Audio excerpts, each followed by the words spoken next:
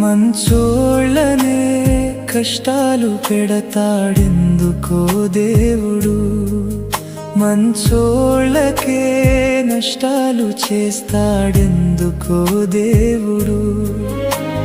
మంచితనాన్ని పరీక్షించడానికో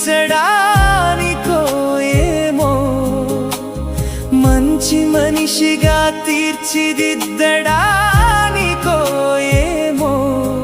ప్రశ్న ఏమైనా, పరీక్ష ఏదైనా, కారణం ఏమైనా, కాలం ఏదైనా, మంచితనమే చివరికి గెలిచేది, మంచితనమే శాశ్వతంగా నిలిచేది.